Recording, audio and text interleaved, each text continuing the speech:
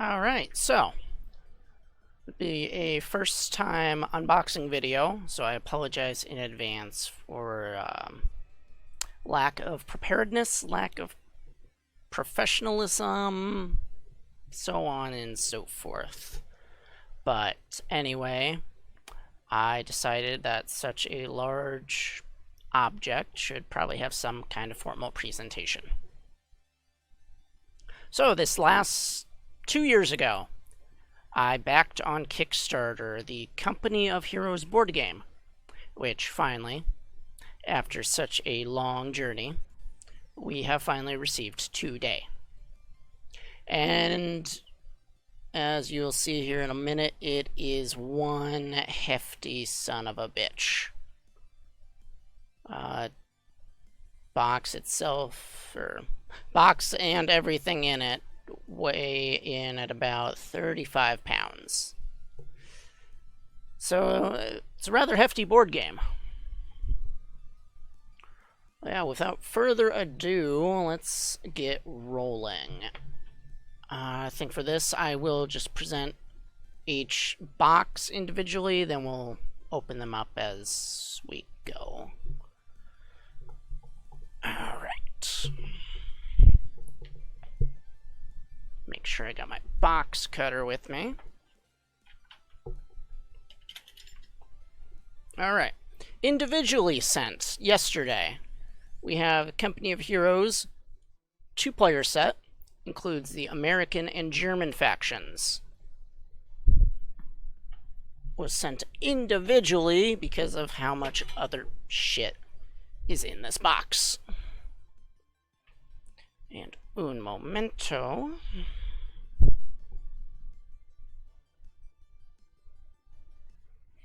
Alright. And continuing, as I said, one giant ass crate. That's probably the best way to set this here. I believe the original idea was for it to be a metal crate, but I believe costs were too high, so they switched to this plastic, which, you know, still a nice looking crate. And I'm not upset with that at all. Alright, let's get some of this styrofoam out of the way. Alright, we'll start on the side closest to me with the smaller packs. Now 2 of these are going to be because I was within the first week of the Kickstarter being launched. We've got the Pathfinders.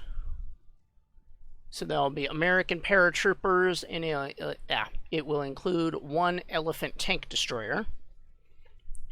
And then we have the Eastern Reinforcements. It'll include 2 ISU 152 tank destroyers and some Russian snipers. Next up, it will have one of the add-on kits, the Stug Assault Pack. It includes, looks like 2 variants of the Stug 3 tank destroyer, or field gun.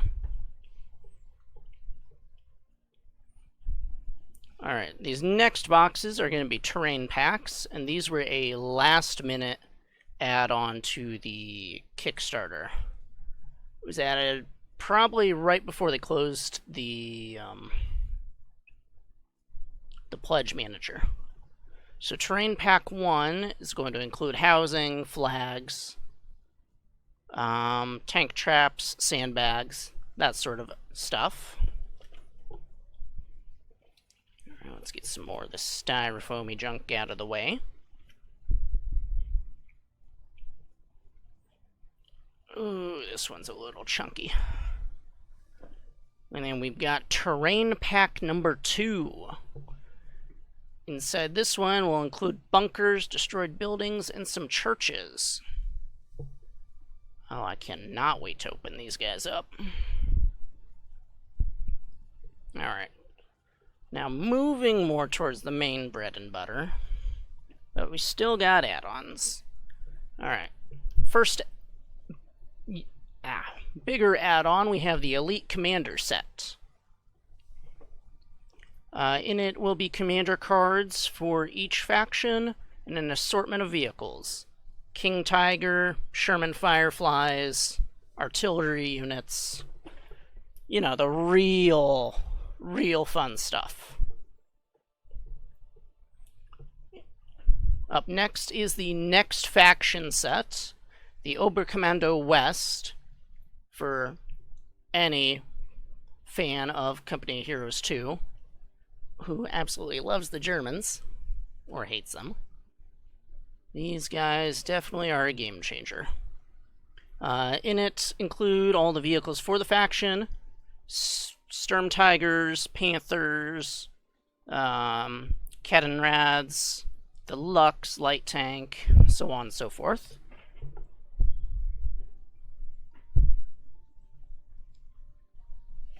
We have the next up is the co-op expansion. So it'll be a set of missions that you can either play by yourself against quote AI or with your friend. Includes commander cards, and some scenarios, stuff like that. I'm actually curious to how that one's going to work out. Okay. Now for the actual bread and butter. Holy shit, this is heavy. Alright, you got the main 4-player game. Includes the Russians, Germans, British, and American factions. There's enough in here for 4 players. Includes 116 infantry pieces, 30 weapon teams, 24 light vehicles, 26 heavies, so on and so forth. And obviously the maps and all that. Alright, let me get a little more organized, and we'll start cracking these suckers open.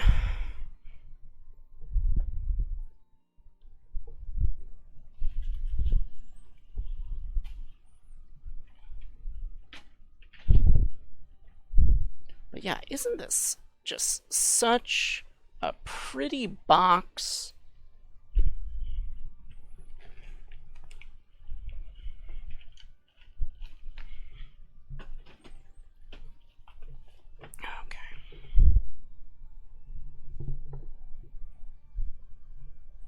Alright, box cutter to open up the stupid plastic. Check.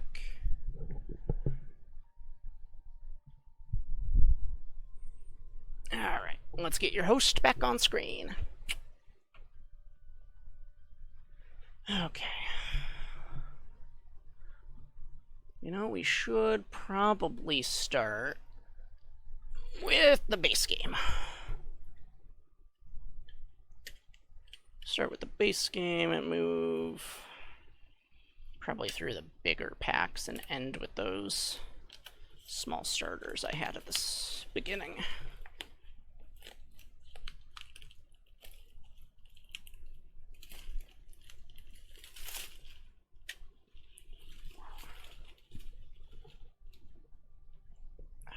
Let's see, can I adjust my camera a little?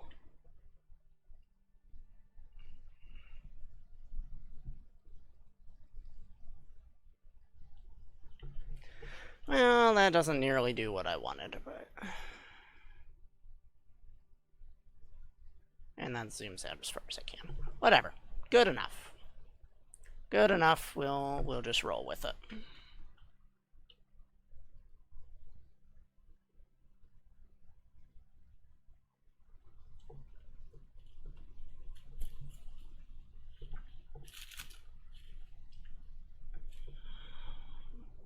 This box is a rather tight fit. Come on. You don't like me. I definitely should have practiced first.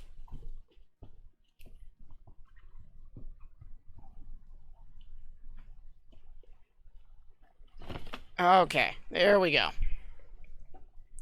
The lid is off. We have green lights. Alright. So to start us off, we have the basic rulebooks. And there is a lot to this. Explains the objective, explains the setup. Ah, yes. Okay. So we have the core list of vehicles and such. Perfect. And we'll get to them in just a minute.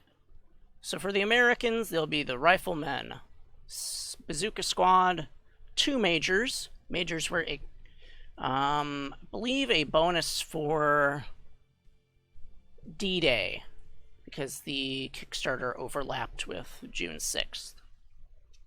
There will be the M7 Priest, M10 Wolverines, the M4a3 Sherman, Greyhound, Scout Cars, and the Willy Jeep. For the Germans, we have a squad of Grenadiers, some Panzer Shreks, Tiger Tanks, Panzer IVs, listed as a Sturmpanzer, but I'm pretty sure it's supposed to be the Bombardier. Don't quote me on pronunciation. I know it's not supposed to be the Sturm Tiger because the Sturm Tiger's with the Oberkommando. The Ostwind anti-aircraft vehicle, the SDKFSZ,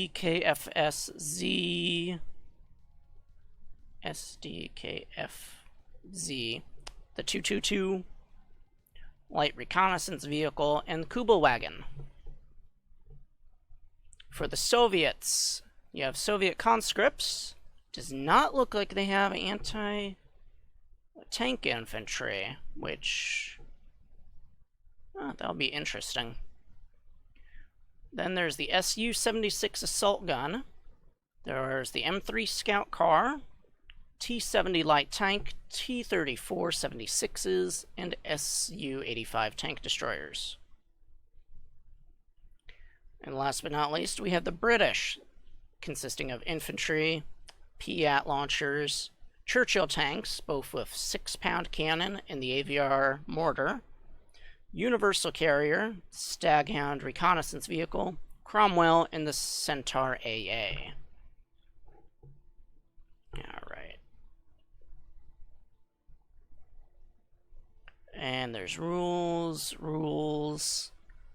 I'm definitely going to have to read this in detail.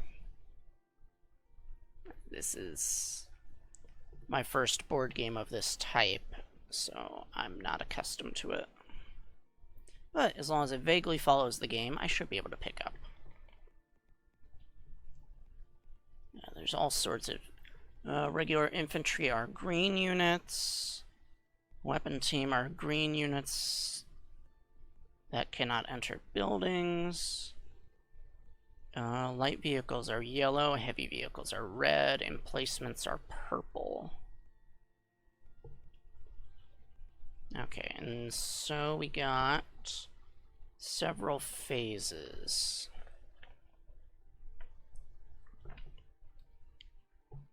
Okay, so the round overview, games divided into rounds. Each round has 3 phases. Maneuver. Determine your turn order, then spend command points to move. Your damage phase. Simultaneously assign, deal damage, blah blah blah, by placing damage dice. Defender, roll your applicable dice, remove destroyed infantry, apply damage to vehicles, blah blah blah. Followed by the supply phase. Occupied resources are captured, incomes are counted, yeah, so forth. Now, there are different damage types. You have anti-infantry, armor-piercing, high-explosive, and flame.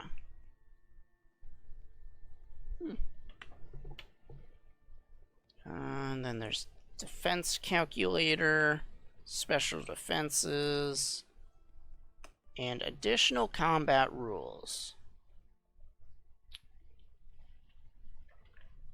Alright. So I'm not going to go through the rules in great detail, but it is there. I definitely need to read it.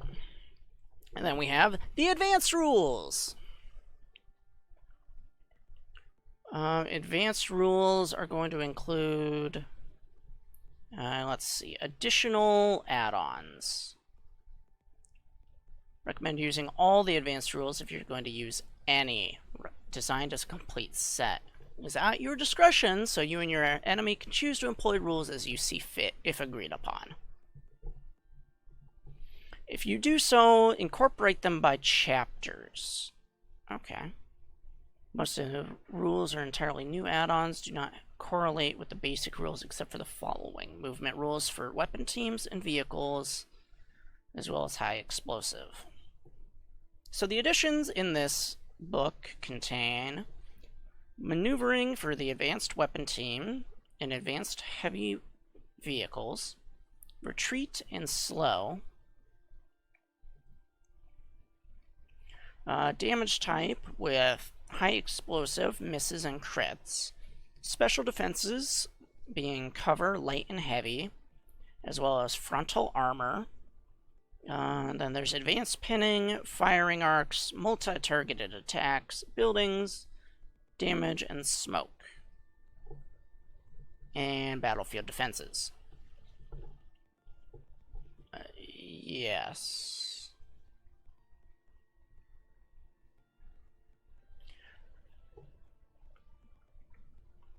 Infantry squads may retreat at any time during the maneuver phase, regardless of how many CP they've already spent. To retreat infantry, place a retreat status on them. Move it 3 hexes without spending CP towards the nearest retreat point. Retreating will remove your pin status, and the retreating unit must take the shortest, most direct route towards your chosen retreat point. You're not allowed to have any other moves or actions. Okay.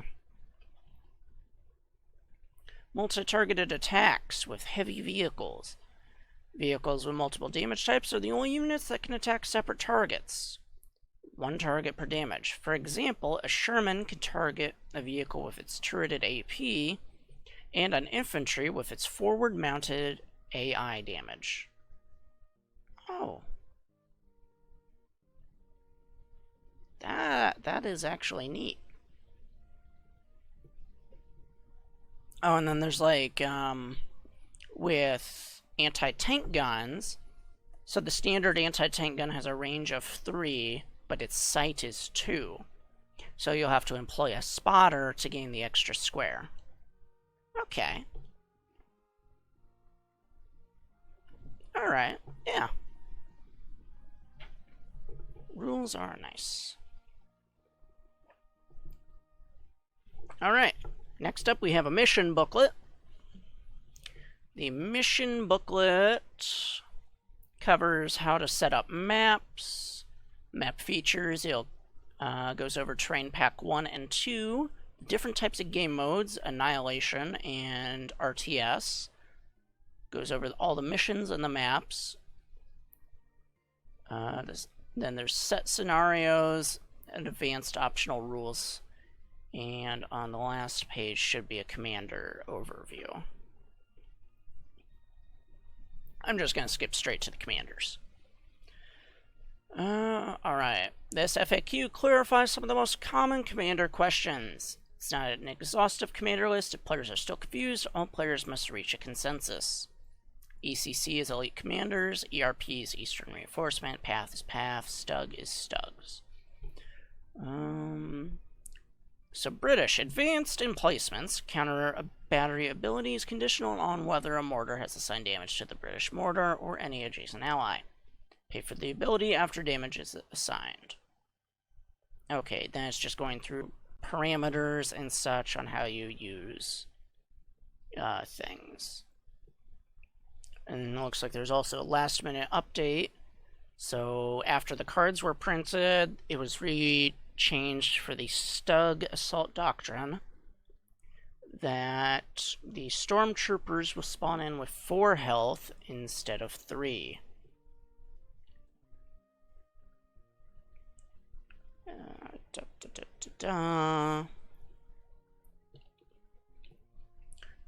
For Soviets, the NKVD disruption, forward HQ must convert a building with no enemies.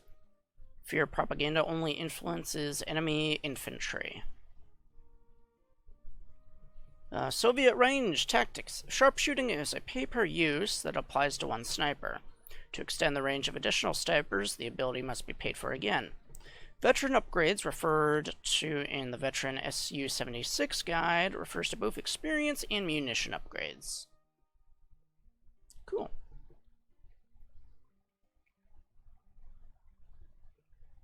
Alright. So yeah, it goes over all that stuff. Got little decal and sheets, so if I want to customize the vehicles at some point, I have considered it. The molds, I opened up the 2-player guide just to check how some of the models looked, and I'm not gonna complain for being what 112 scale. I mean, I think they look fine on their own. Could they use a dash of color? Maybe. Alright. So first thing out of the box, that's not paper, we have emplacement tokens for the British. And it looks like there's also defensive tokens, manpower, firepower, capture points, that sort of stuff in here. British emplacements being the Flak gun, the forward emplacement, mortars, and the anti-tank cannon. It also looks like there are HQ tokens. Okay. Next up, looks like these are the commander, little commander tables. So it'll include, it's got little slots for you to keep track of your manpower income, your firepower or munitions, your points for having the command, capture points, and fuel reserves, or incoming fuel. And then down here, it's going to be your stockpile of everything that you are receiving. And then a little slot for whatever commander you're using, and looks like the experience your faction has. Now this is really rather detailed, and I am loving it. Armored. Alright, and it looks like these are the base cards for the commander.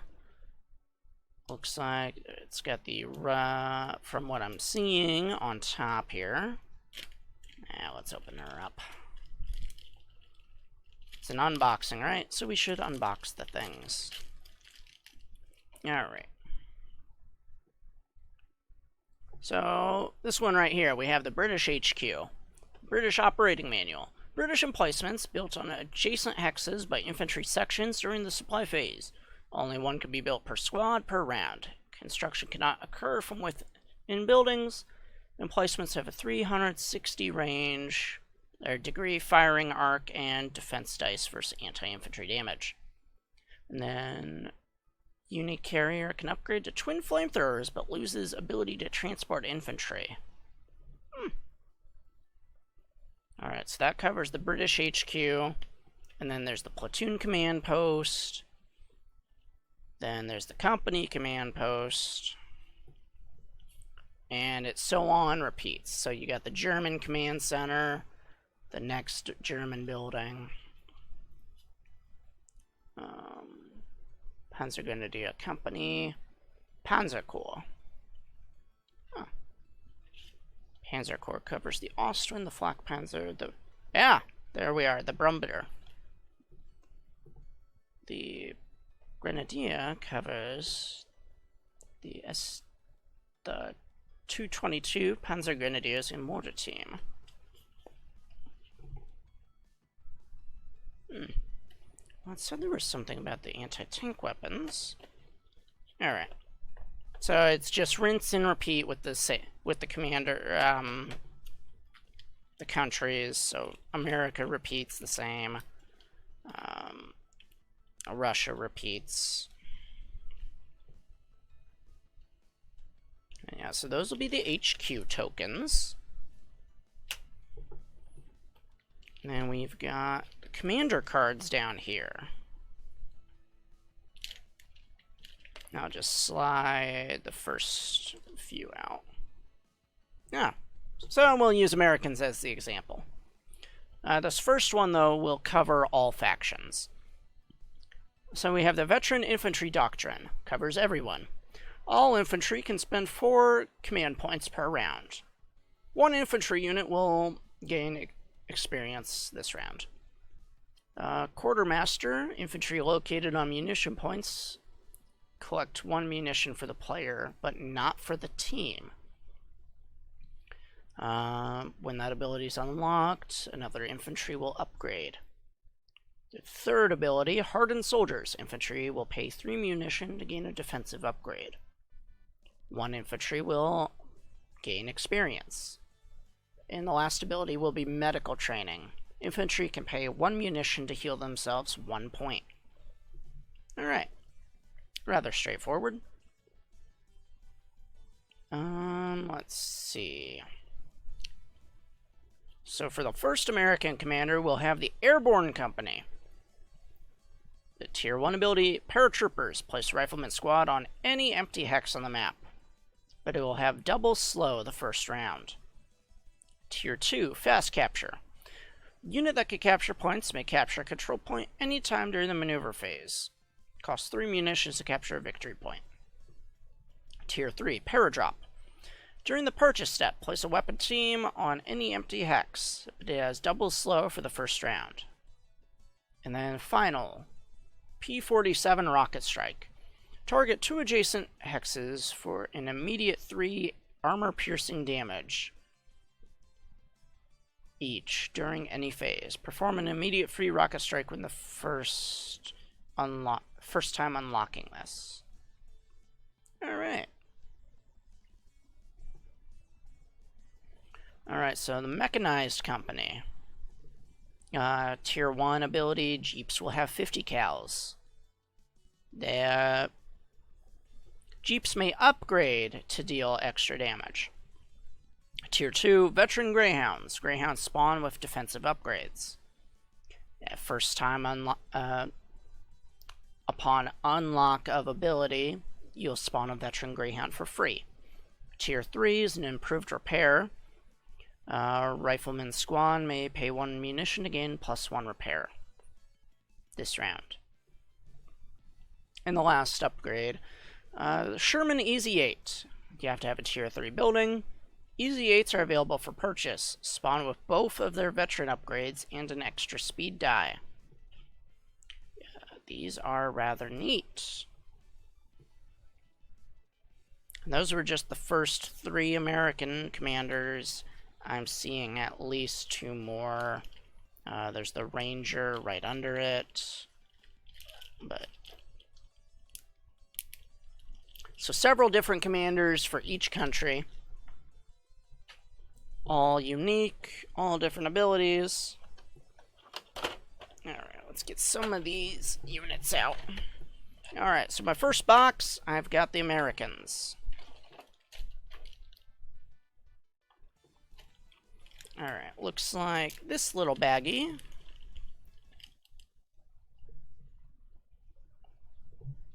Not the easiest thing in the world to see, but got the man in his coat. He's got a pair of binoculars. It is the Major. Followed by another soldier. He's got a little bazooka. Right, so we got 2 Majors, and we got 6 of these bazooka men. So that's that baggie.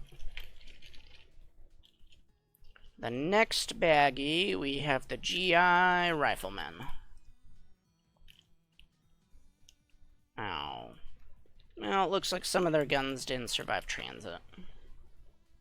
Nothing a little hot water can't fix. But not the easiest thing in the world to see, but again, we have a GI. All Americans, it appears they're all at rest, just holding their rifles in front of them. That's okay. Alright, so that covers the infantry for America. Moving on to the vehicles. Got ourselves a cute little baby Jeep. Little steering wheel. It's got the wind visor down. Tiny little row of ammo boxes in the back seat. Spare wheel and a jerry can on the back. Next is the M8 Greyhound. Now, I believe on all these armored vehicles, the turrets are supposed to rotate, which it is doing rather nicely.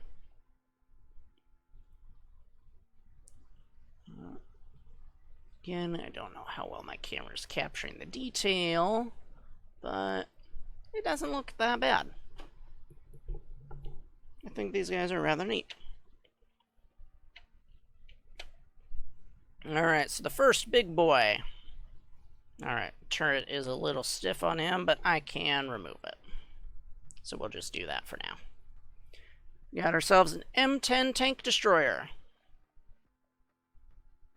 Turret does go all the way around. Hard to see, but it does have the little rest for if you're locking the turret behind for transport. These are solid plastic. I didn't want to opt into the metallic set and end up spending another, I want to say it was another 150 on top of this. I already chose a pretty beefy set. Alright, next up we got the M4a3 Sherman.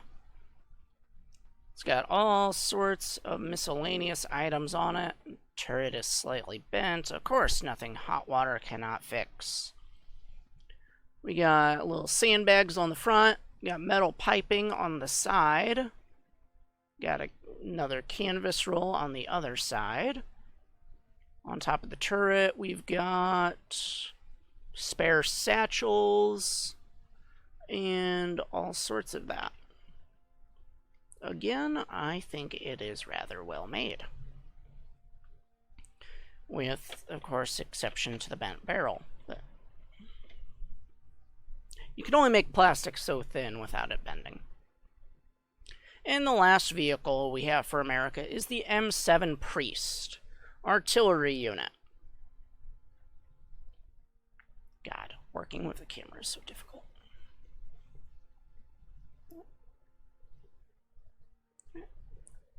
Alright, so that rounds out all of America's models, at least in the core set.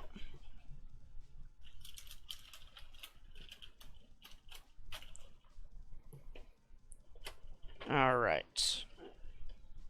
So all the American stuff was done in a olive drab, like my jacket here. Moving to the Soviets, we move to, I don't want to say crimson, but it is a rather deep red, which is fitting, because Russia.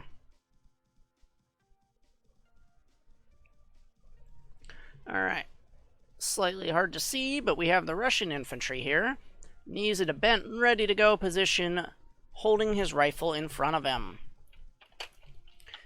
As stated earlier, there are no bazookas with them, making them the only faction without a handheld anti-tank weapon. But does that stop Russia? No. Because we have a plethora of vehicles anyway. Alright, first vehicle we got.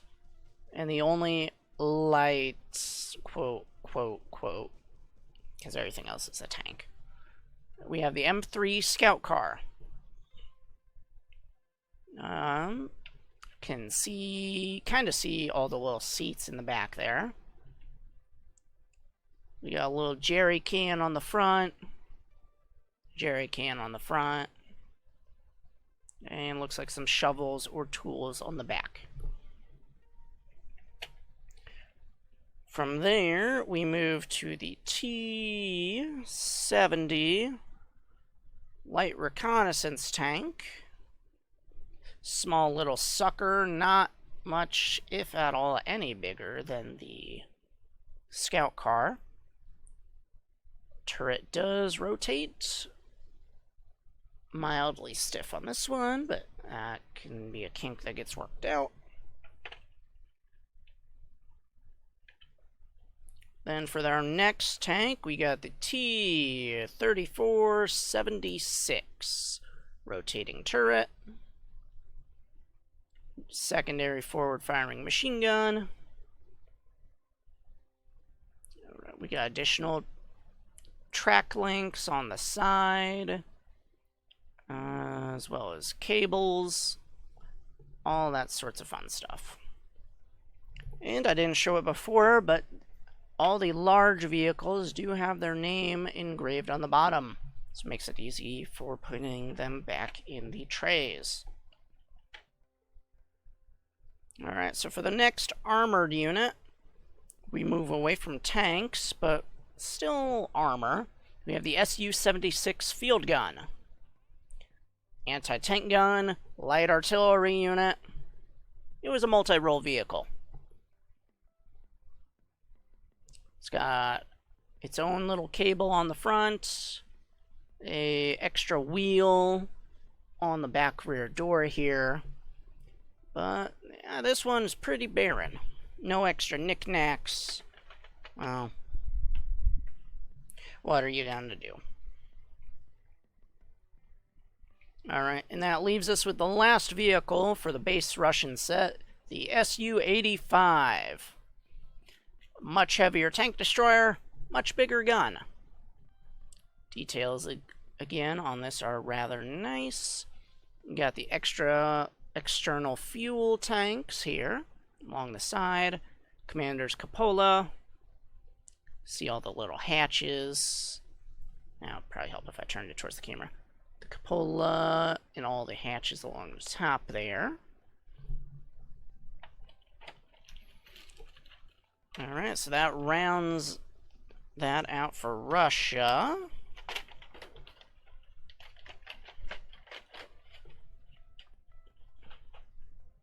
Moving on to our next tray, we'll have the Germans. So we'll go back to having rocket troopers in this bag here. And in nice German gray. German soldier with the Panzer Shrek.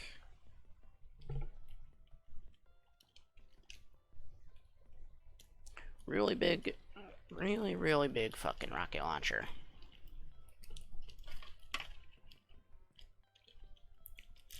And so far, the only infantry in a firing position, I wonder if that's designed intentionally, we have the German Grenadier.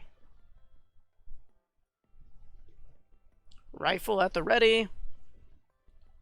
Looks like he's got a bayonet scabbard on his belt and ammo pouch. Alright, so that makes up the 2 infantry units, which moves us to the vehicles. So first off, we have the Kubelwagen. Everyone knows this iconic Jeep by this point in time. It's got its little hood on the back. It's got its extra wheel on the front. Well, that's about it for that guy. Up next, the other light vehicle. Turret doesn't turn. There we go. Alright, turret's slightly harder to lift off these guys, but it is rather... yeah. It does spin just fine. We have the SDK FZ222 with the MG42 and the 2-centimeter quick fire cannon. 2-centimeter. Yes, that's the right gun. 20 millimeter, 2-centimeter, same thing. And on its right side, it'll have a compartment for a spare wheel. Left side, it looks like there's a fuel can.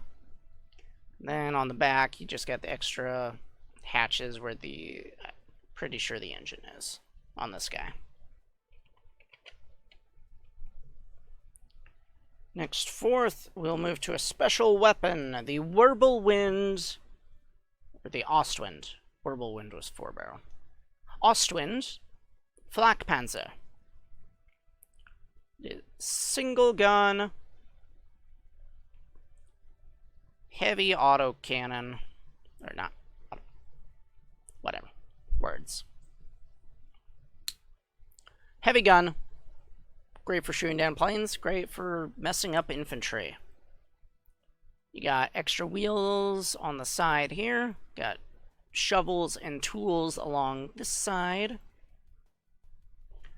The gun does raise and lower, and it is rather detailed. You can see the shells and the magazine alongside the cannon inside the turret.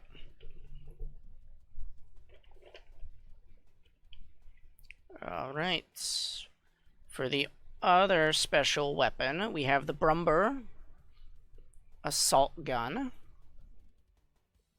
used for bunker busting, anti-infantry stuff, and so forth. Looks like on the back we got extra wheels, possibly a fuel tank on this side. The gun is fixed, so it has no traverse. Up next, medium tank, the Panzer IV looks to be the H variant, as it has the side skirt armor and the turret ring armor. Of course, I chose one that is slightly stiff to move. But yeah, rather detailed in the armor paneling, under the armor paneling especially. Yeah, I am loving these guys. Alright, that leaves one more vehicle for the Germans. The fearful Tiger tank. Panzer VI. With the 88mm cannon. Fearful beast.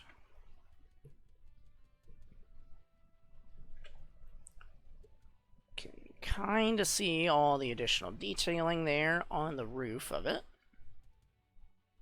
All the hatches, tools, so on.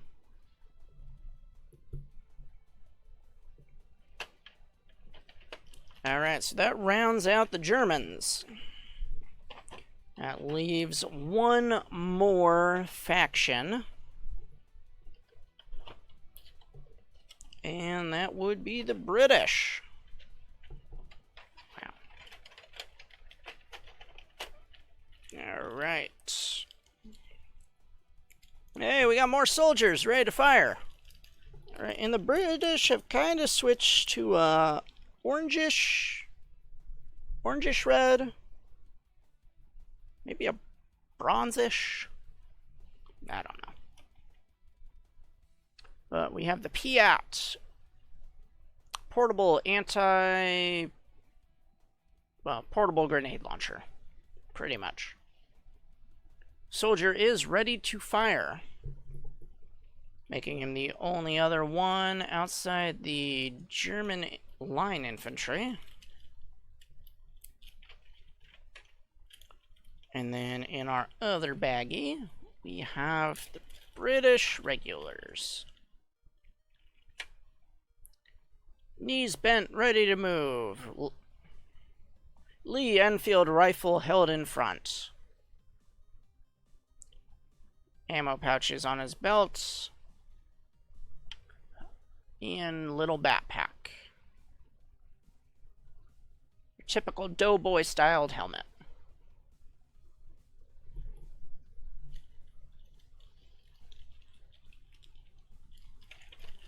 Moving from there, we have the first light vehicle. We have the Universal Carrier. I believe the booklet said it was upgradable with twin flamethrowers. I've got a model of this up on my shelf somewhere. It's actually pretty faithful to how it is.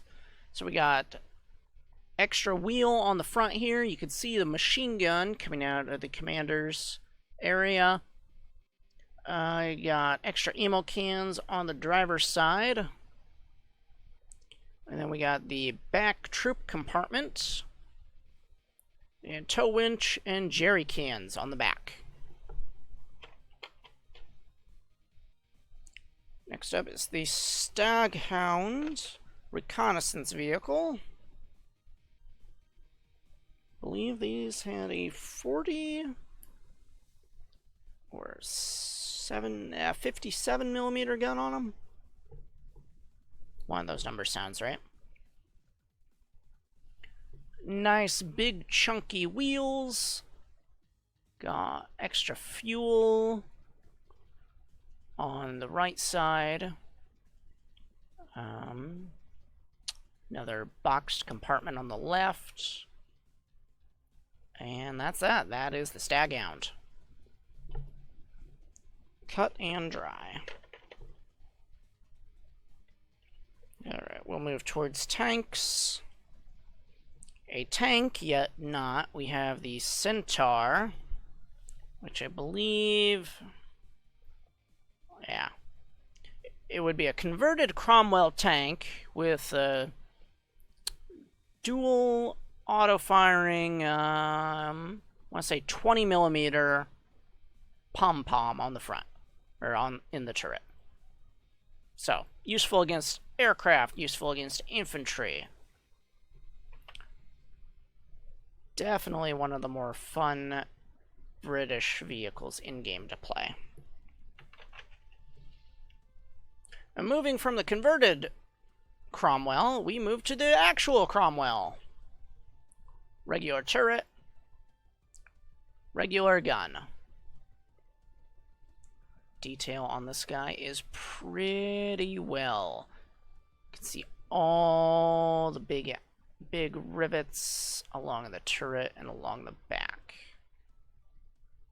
Again, apologies for my camera if it's not picking up the clearest. I'll have to take more in-depth photos later. Alright.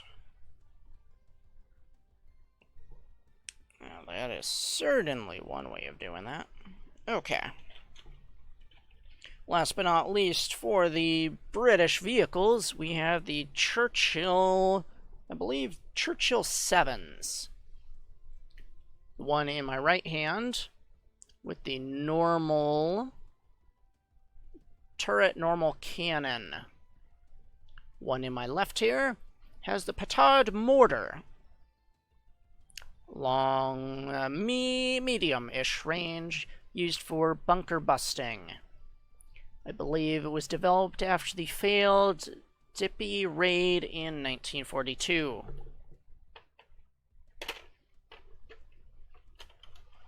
The turrets are interchangeable, so there is an extra mortar for the other one, and another regular cannon for the one I just replaced. Alright, so that marks out all the factions. Clears that out. Move on to the rest of the game pieces. We have our miscellaneous dice, timers. This top compartment, well, okay, I'll open this one. Top compartment consists of some of the various crude weapons. So we got our anti-tank gun. It looks like it's based... it looks like this is more based on the Pak 40. That'll be the only way the Soviets get any infantry anti-tank. Next up, we got machine guns. This appears to be the Browning 30 cal. Pew, pew, pew, pew, pew. Pew, pew, pew.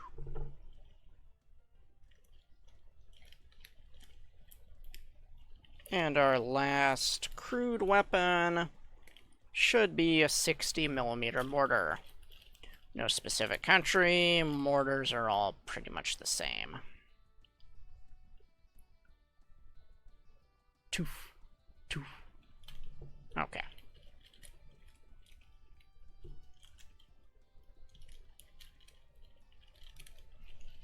Alright, then it's got the little plastic sleeves for throwing your infantry squads.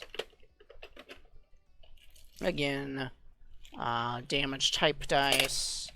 We got other damage counters. Alright, and these should be the squad types. So there's the red, there's the yellow, there's the green. So armor, infantry, etc. Turn timers. And some additional status dice. Alright.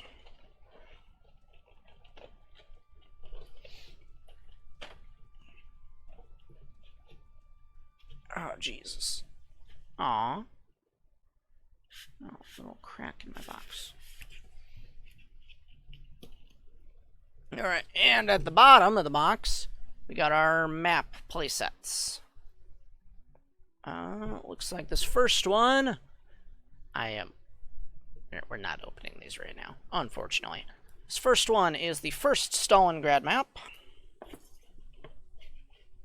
We're just gonna shove these back in the box as we go.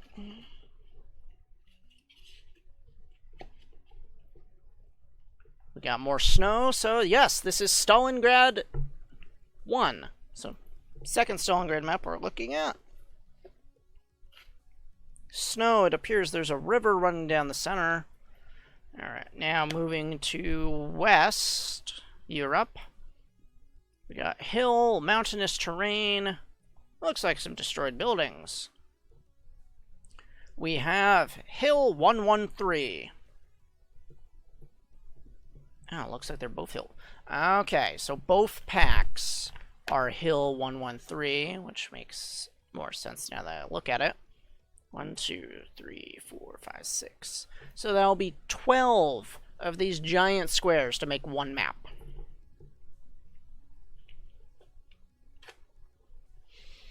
Damn. Alright, well. So that is all just for the base set.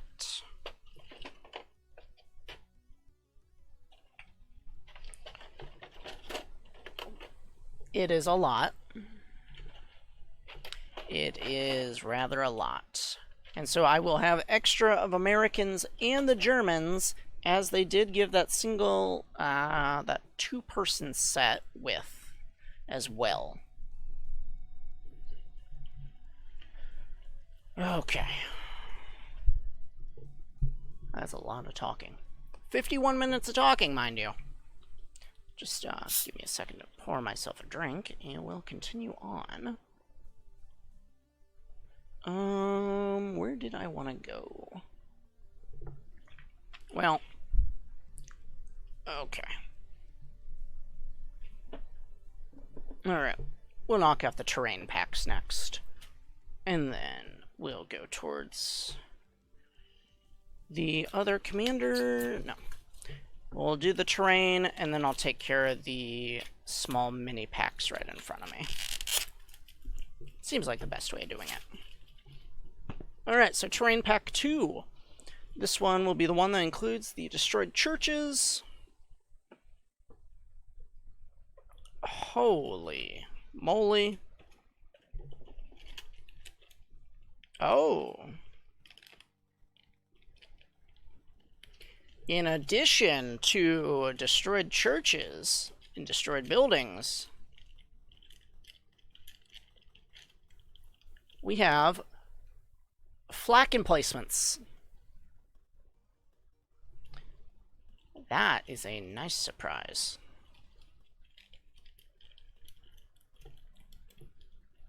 Alright. The main section of the church. This sucker is huge. And the front portion of the church fits in nicely there. The top looks to be a square base. So yeah. And inside this little baggie here, we've got the ruined steeple, which will just slide on right nicely.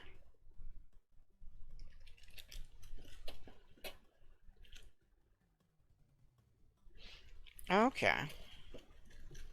And it looks like inside this next baggie, we have sandbag emplacements. Perfect spot for those flak guns we just had.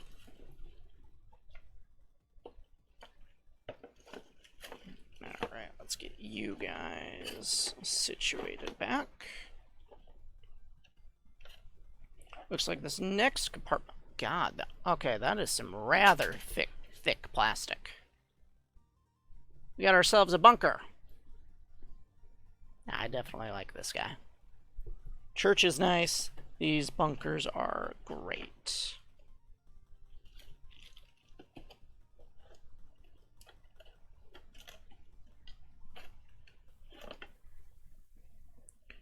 Okay, let's slide the church back in there. Okay, come on, buddy.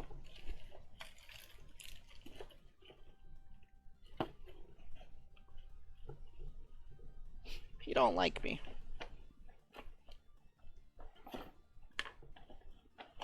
Okay. There we go. Alright. So that was flat gun. Oh, there's more of a steeple. Looks like an undamaged steeple here. And then we got our base of a destroyed building.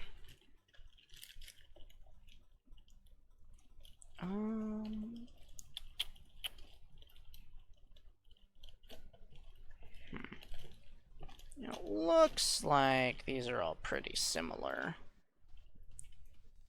Few levels there. Thought there was one that was like a solid with like a half destroyed roof, but I could have been wrong. But yeah, so that rounds out Terrain Pack 2. Let me make sure. Cathedral Tower, Lookout Tower, 6 ruined buildings, bunker. Yeah. Huh. It did not list the sandbags or the flak gun on those. Interesting. Hey, surprise to be most welcome.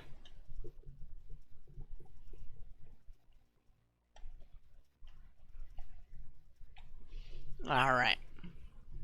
What? Okay, so the real buildings were in Terrain Pack 1. Okay.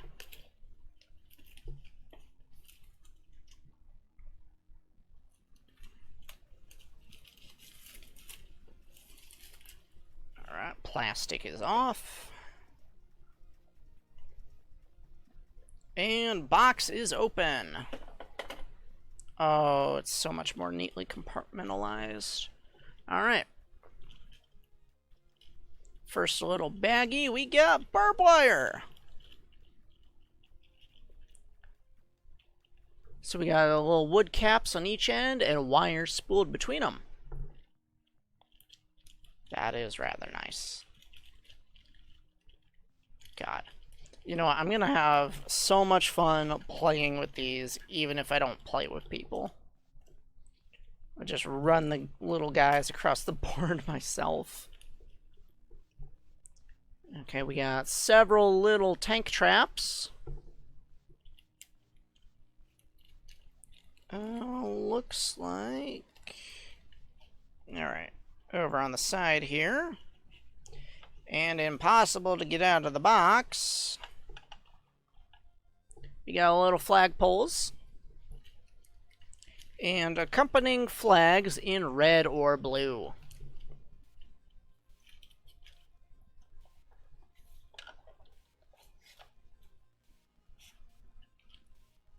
And the main seller of this pack, we got a fully functional building. Got plenty of space on the roof, and it looks like a spot for a die counter. So I will definitely have infantry camping on that. Alright, so that is the Terrain Pack 1. Next, we will go with the Eastern Reinforcement Pack. So this will comprise of Soviet snipers, as well as the heavy tank destroyer, the ISU-152. And it has its own commander cards going along with these brand new vehicles. We're going to read the first one off here. Frontline Assault. Second wave. Pay 2 munition to retroactively give heroic sacrifice to an infantry squad destroyed. I'm going to have to look at the rulebook about this one. Alright. Second ability. The Penal Battalion. Infantry type, it could switch between damages. Whether anti-infantry or high explosive. Ooh, that's nice. Tier 3. You can now requisition the ISU-152. Requires a Tier 3 building.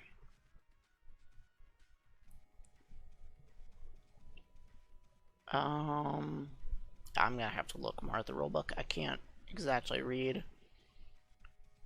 It's armored, it's slow, 7 health, 4 range. And it's either anti-tank or high explosive damage. Okay. Tier 4 ability. Engine modification. ISU can pay 3 munition to permanently remove its slow. Okay. That seems rather beefy. Big boy. So bigger than the ISU-85 we had before. Gun appears to be slightly bigger, but it's definitely a higher caliber. Got our extra fuel cans along the side. All the hatches and all that knickknacks. Again, in our deep commie red.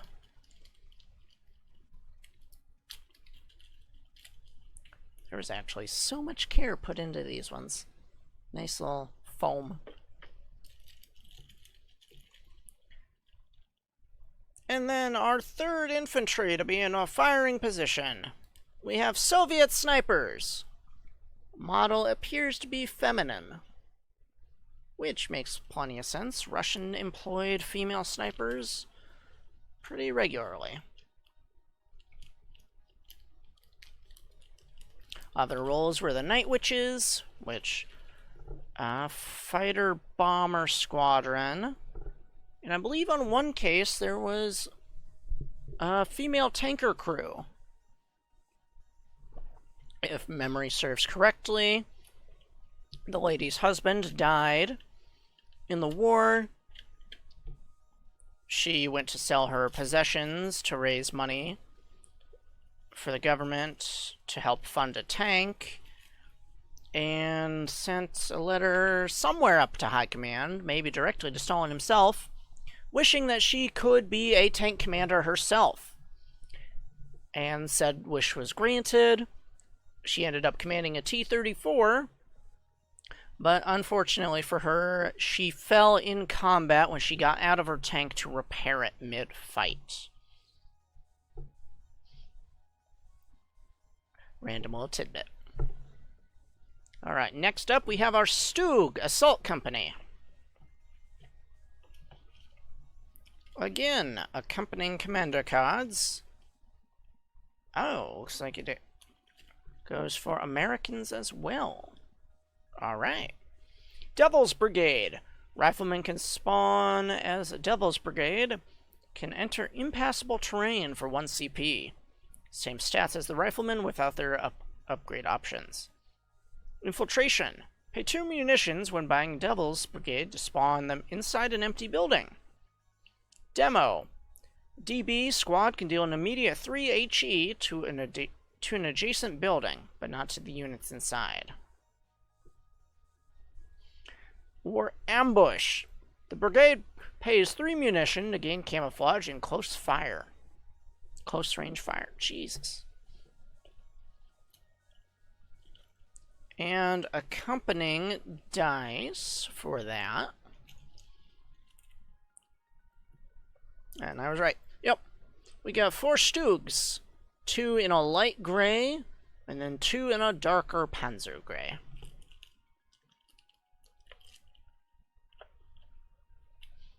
We got their extra wheels to change on the back. We got the side skirt armor, forward firing cannon. God. I just love everything about this. Alright, so that wraps up the Stug pack. And for our last mini pack, we have the Pathfinders.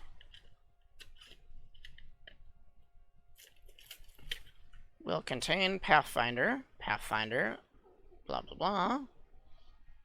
Alright, so 2 different American commander cards, 2 German commander cards, 1 Pathfinder infantry, and an Elefante tank destroyer.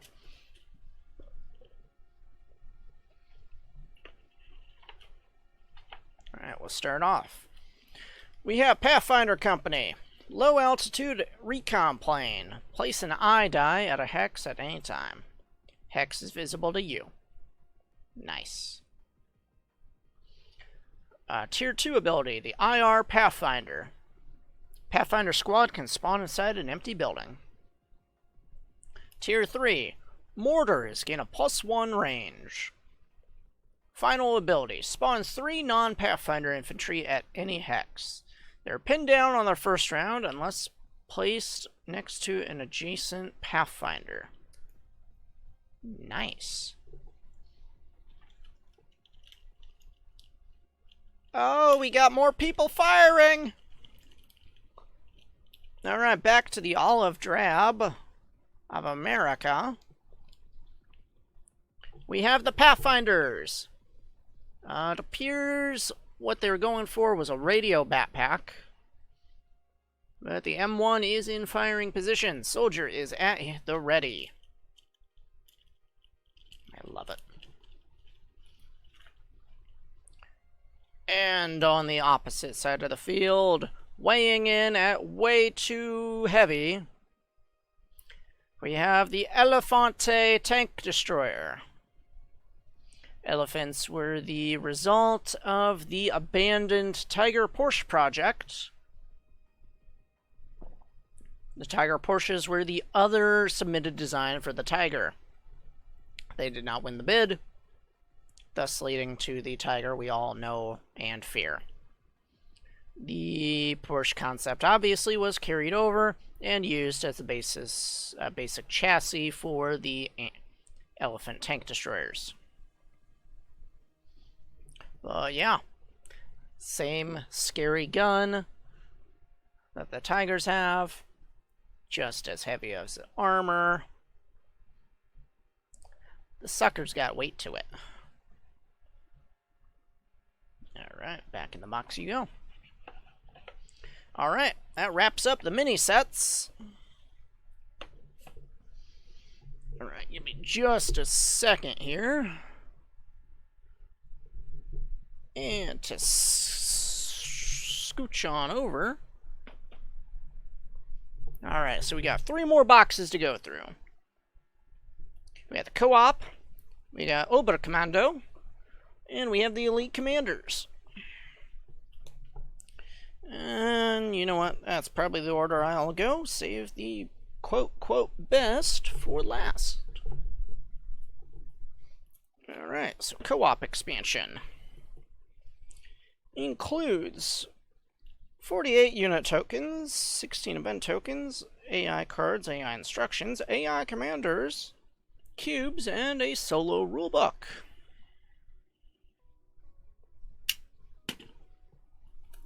Alright, so instead of extra infantry, it gives little tokens of the new units. Okay. Personally, I disagree with that. And if I were playing, I would use the little models anyway. Alright. Alright, so AI action deck. Coordinated assault. Okay, so these will be the little action cards of whatever the, quote, AI is supposed to be doing. So top card's assault. Back card is advantage. General advance, advance, advance. Defensive maneuvering. So on. Looks like these are the commander cards. I'll open this one up. Alright, Blue Barrage. 1 blue unit priority within 3 units of an enemy close to base. Reading order. Move towards an enemy that's 4 hexes away.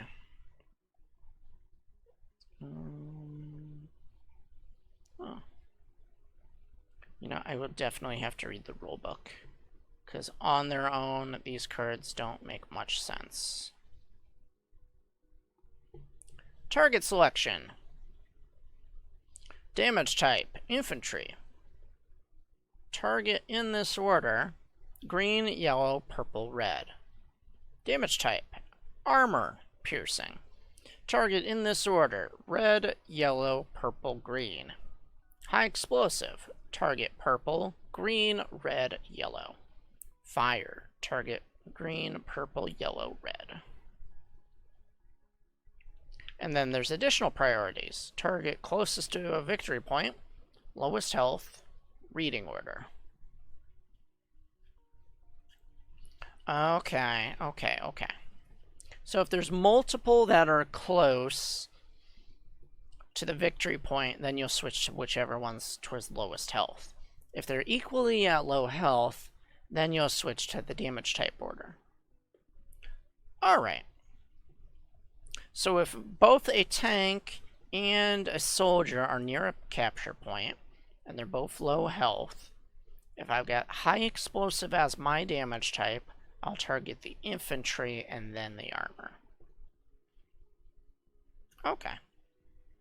See, that card's at least readable. Alright, and then we got 5 commanders. We've got Feeble Commander.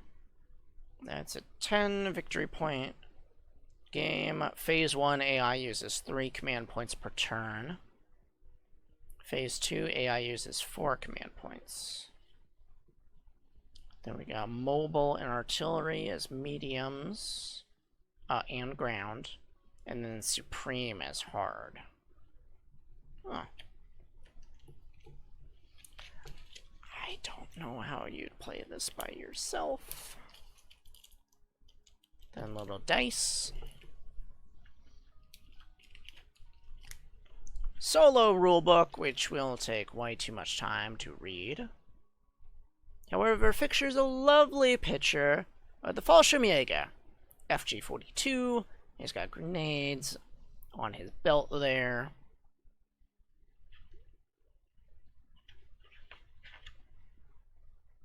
To provide a benefit to a human player playing with an AI teammate, give heroic sacrifice to green and blue AI units.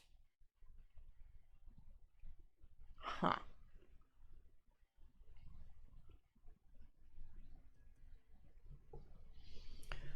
This will be one hell of a thing to understand, but we'll get there.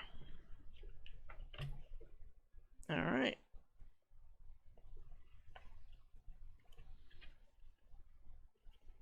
All right, and we got our little unit tokens.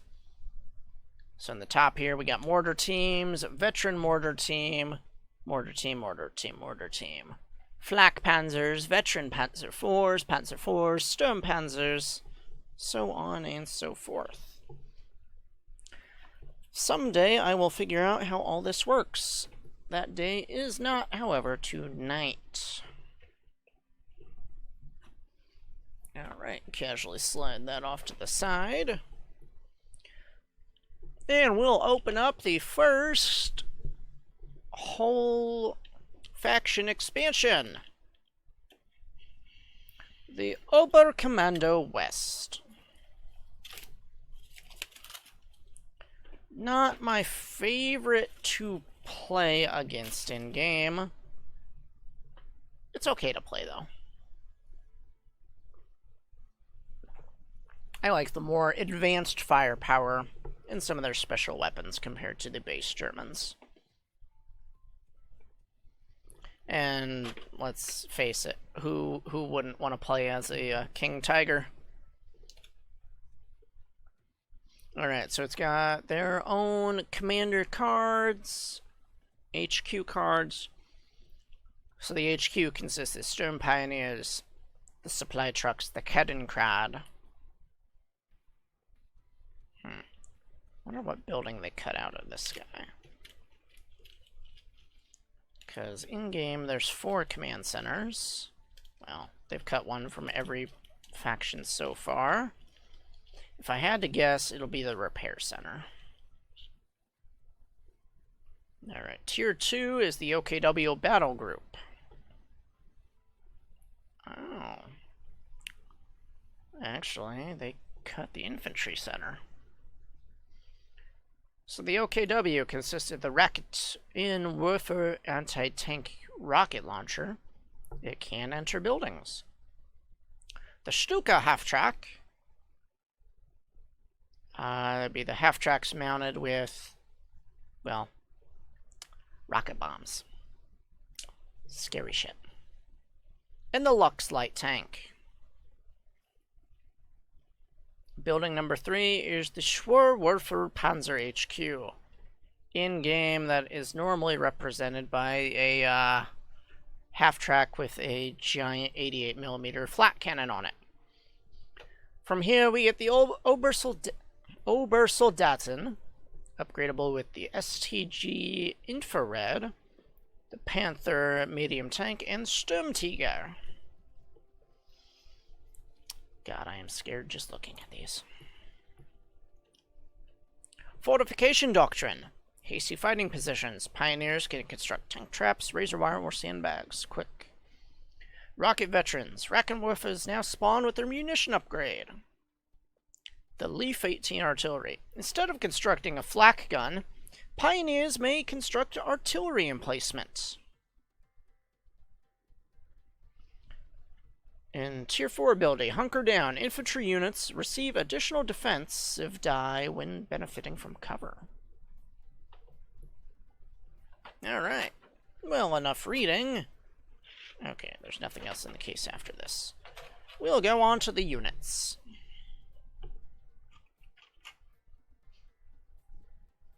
Alright.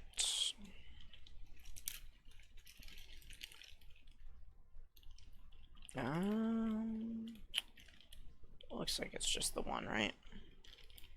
OKWs? Yeah. Alright, back to a darker gray. We have the Obersoldaten. STG is being held in front of him, like a walking, leisurely walk, but easy enough to hip fire if needed. God, I love this dark gray, though. Alright. For our first emplacement or team weapon, we have the Raketenwerfer rocket launcher. I can never successfully deploy these things in game, so I honestly give up on infantry being anti-tank. I always tell my teammates, I'll supply the MGs if you supply me with the cannons. At least until I get the Panthers rolling out. Alongside that, we have the Flak 38. If you've seen Saving Private Ryan, You've seen this scary guy. It's when they all get lit up trying to knock out the tank by the bridge. Alright, first light vehicle. We have the Stalingrad motorcycle tank abomination thingamajig. Scout bike with treads. This guy's neat. Also shown in Saving Private Ryan, they send it out to scout, try and lure the enemy in. I believe one guy was sitting on the back with a BAR.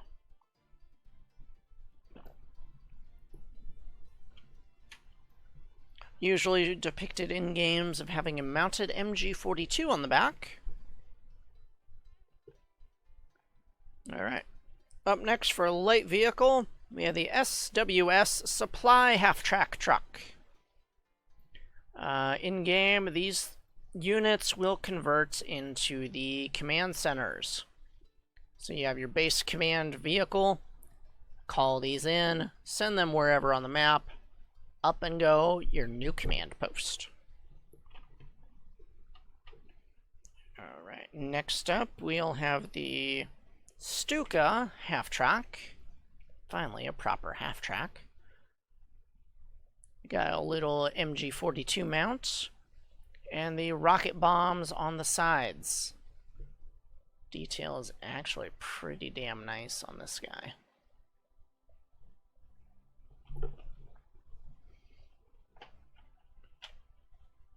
Alright, our next non-tank vehicle, we got the Puma Armored Car.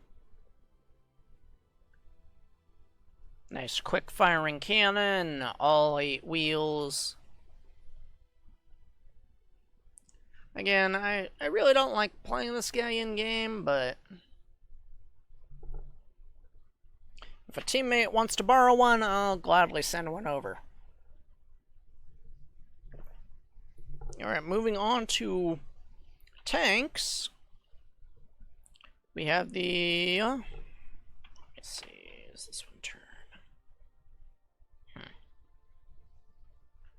Alright, looks like the turrets are solid on these guys. Oh, that's a shame. That is a shame. Oh, no, they're just incredibly hard. Okay. We have the Lux light tank. Quick fire cannon, speedy little scout. Makes great for harassing weapon teams. If I know a position of a machine gun, you bet I'm sending a Lux to take it out to save my infantry.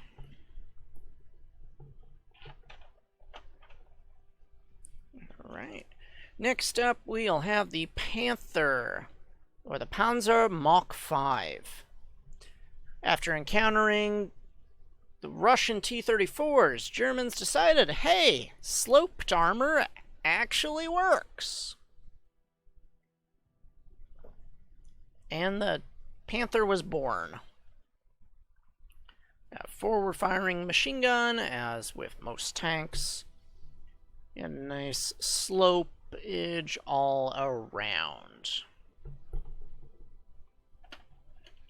That leaves, last but not least, the heaviest of the heavies. The Sturmtiger. 380mm rocket mortar.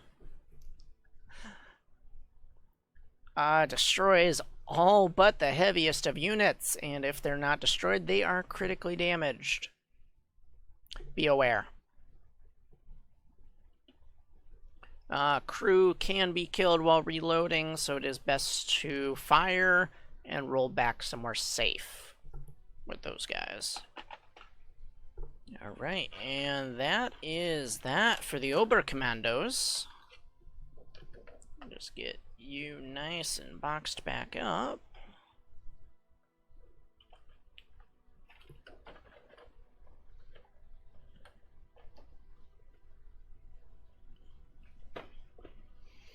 Alright, we got one box to go. One box to go. Alright, where'd my box cutter go? There we go. Alright. And last but not least, the Elite Commanders. Adds 10 new commander types and a plethora of new vehicles. Alright, let's get this plastic wrap off.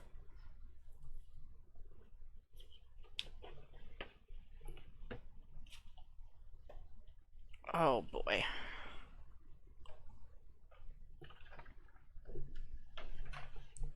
Alright. New commander cards. I'm just going to read the top one. American Motor Pool. One of these tiers spawns a free call-in vehicle. Only one tier, your choice. Oh, that is beautiful. Tier 2. First active tier, Stuart call-in. Alright, these all require a tier 3 building. So, first one is Stuart light tank. Second one is Sherman Calliope. That'll be a Sherman with rocket launchers on it. Last tier will be the Pershing heavy tank. Alright, and they're all going to be similar ones based around the abilities. God, these are beautiful. Alright, we'll start with the Americans. We have the M5 light tank. It's got a little commander machine gun on the roof, too. So yeah, you can see molding for 3 machine guns on here. You got the coax, you got the hull mounted, and you got the commanders on the roof. Named M5 by the Americans, nicknamed Stuart by our British brethren. I believe most tanks the British decided to give nicknames to were from Civil War generals. Alright, next up. Oh, the turrets spin so nicely on this one. We'll have more M3 Sherman, or M4 Shermans, but with the rocket launcher attachments. So late into the war, they decided, hey, let's bring the firepower with for extra fire support. So the originally the main gun was disabled and the rockets just traversed with where you were aiming. A lot of crews in the field later modified their tanks so they were still able to fire their cannon defensively. It would just nix the firing arc of the rockets. Still the base same old Sherman we had before, just with the additional little rocket pods for the roof. I made a model of this. It is beautiful.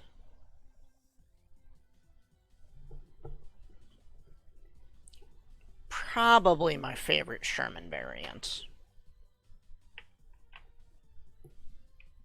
Alright, and last for additional Americans,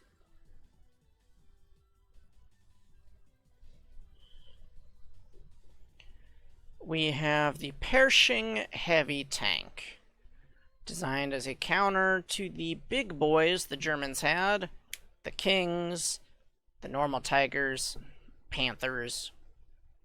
Named after General Pershing from the First World War. Suckers arrived late into the war, but they were still useful. I believe the remnants were carried over into the Korean War. Don't quote me on that.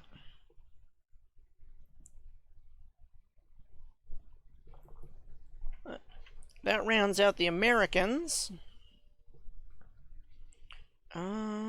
Next up, we'll have the Russians. Finally give them some actual heavy tanks. First up, my favorite tank to play in World of Tanks, we have the Soviet KV-2. armed with its derp cannon. One shot of this, and most vehicles are either destroyed or heavily damaged.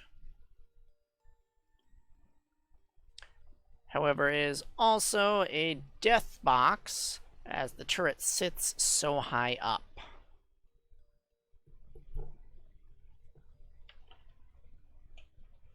And alongside that, we have the IS, or JS-2, named after Stalin himself,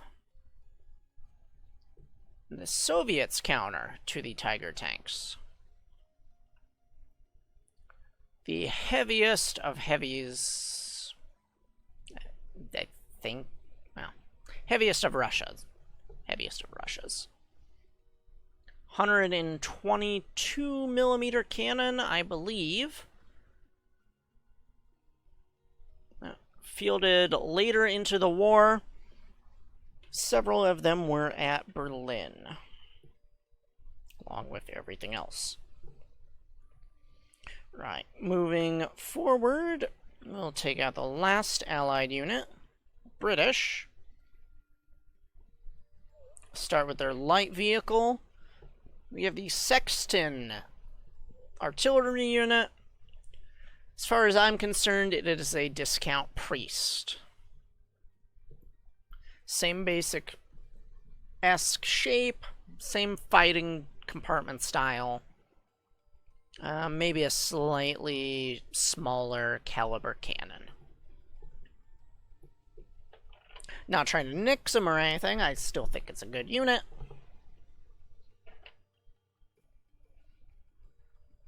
Alright, up next we have another Sherman. Obviously in British variety this time.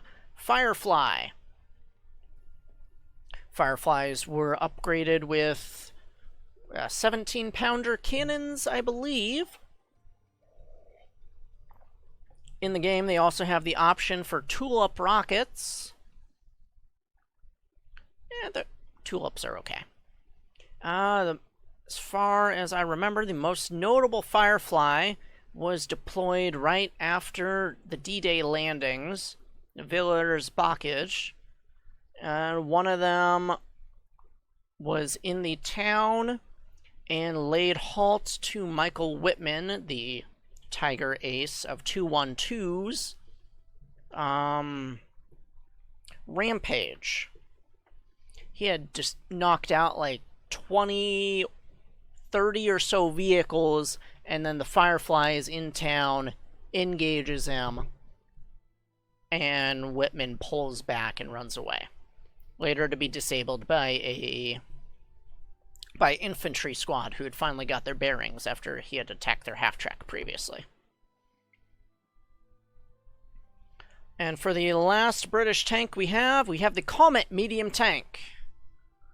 Late of the war tank, upgraded out of the Cromwell lineage.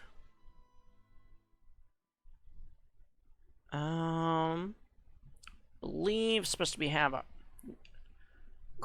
basically just a Cromwell with a 17-pound cannon. Yes.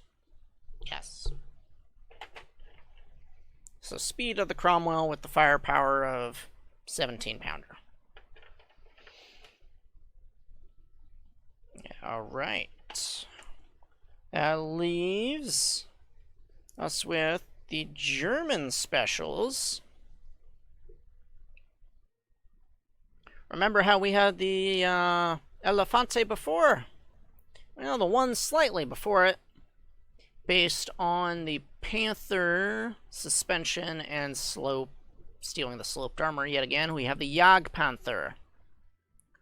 So same chassis as the Panther, but with the 88mm of the Tiger.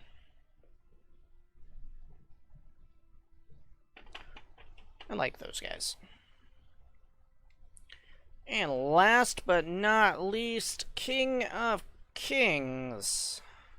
We have the King Tiger. So Tiger 2. I believe alternatively Panzer 8, quote, Don't quote me. But yes, the heaviest... Well, I believe the heaviest vehicle Germany was able to actually field were designs for the Mouse, which would have been a lot bigger. But that never got to happen. I believe they had one prototype of that. Half a prototype. Not even. Well, yeah, King Tiger. Heavy as all hell, but still requires infantry support, or it can be overwhelmed. All right, anything else in the box? Nope, that is that. Well, that wraps up the unboxing. I hope you all are as excited with this stuff as I am. I know I'm going to absolutely love playing with all this. Or hell, just even displaying it, really. If I can't con one of my friends into playing it. But yeah, so this was for the 1.0 version of the Kickstart. If I read their website correctly, they are planning on a 1.5 update coming back onto Kickstarter within the next few months, some point within this quarter.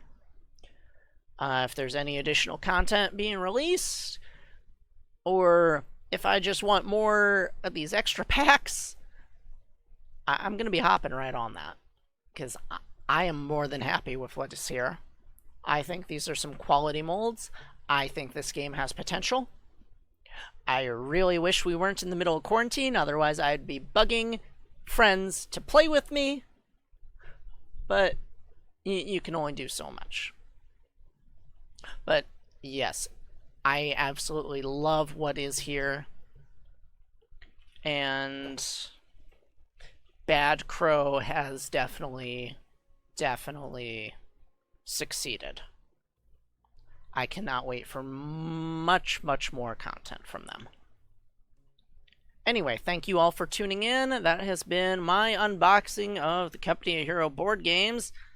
I hope you found it somewhat informational. Thank you all for watching.